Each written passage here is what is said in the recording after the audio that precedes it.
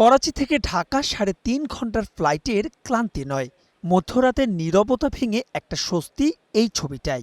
মধ্যপ্রাচ্যের যুদ্ধ পরিস্থিতিতে প্রায় ভেস্তে যাওয়া সিরিজ অবশেষে যে হচ্ছে এটাও কম কিসে। তবে পাকিস্তানের অপেক্ষাকৃত অচেনা এই দলটাকে ঘিরেও সতর্ক বাংলাদেশ।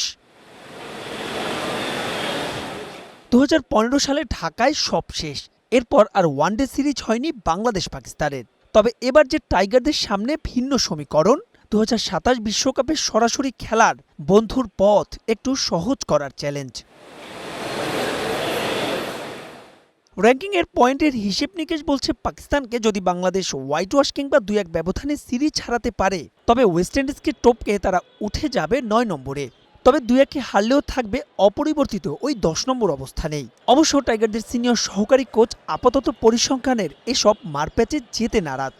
তার বিশ্বাস ঠিকই ২০২৭ বিশ্বকাপে জায়গা করে নেবে টাইগাররা। যদি আমরা বিশ্বাসী না করি তাহলে তার খেলা দরকার নেই আমার মনে হয়, কারণ আমরা বিশ্বাস করি বলে আমরা এখানে আশা করি যে ওয়ানডে তো আমরা সরাসরি খেলবো এবং নিজেদের যেহেতু হোম গ্রাউন্ডে অনেক বেশি খেলা আছে, ওয়ানডে ফরম্যাটের অনেকগুলো খেলা আছে, তো এই সিরিজগুলো আমরা যদি ভালোভাবে জিততে পারি, বাইরে যদি আমরা কিছু সিরিজ জিততে পারি, তাহলে আমার মনে হয় আমাদের জন্য অনেক ইজি হয়ে যাবে ব্যাপারটা। তবে সেখানেও আছে কিছুটা দুশ্চিন্তা। গেল বছর অক্টোবরের পর যে ওয়ানডে ফরম্যাটে আর মাঠে নামা হয়নি বাংলাদেশ দলের, তার উপর নিজেদের সবশেষ ৫টা সিরিজে জিতেছে মোটে একটাই। যদিও সবশেষ বিসিএল কিছুটা হলেও আত্মবিশ্বাস ফেরত দিচ্ছে দলকে।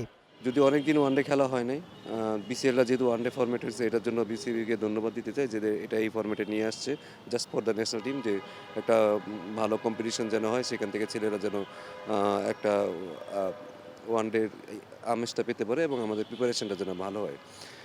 কারণ আমি দু একজন প্লেয়ারের সাথে কথা বলছি, স্যার ওয়ানডে খেলা তো ভুলেই যাচ্ছি মনে হচ্ছে। আসলে অ্যাকচুয়ালি তাই, কারণ অনেকদিন ধরে ওয়ানডে আমরা খুব কম খেলতেছি। এই বিসিএল টুর্নামেন্ট আমাদের মনে এটা অনেক হেল্প করবে। দ্বিতীয় ধাপে পাকিস্তান দলের বাকি সদস্যরা ঢাকায় পৌঁছাবেন সোমবার। সেদিনই অবশ্য প্রথমবারের মতো শেরেবাংলা জাতীয় ক্রিকেট স্টেডিয়ামে অনুশীলন করবে অতিথি দল। মাহবুব রিমন, স্টার নিউজ, ঢাকা।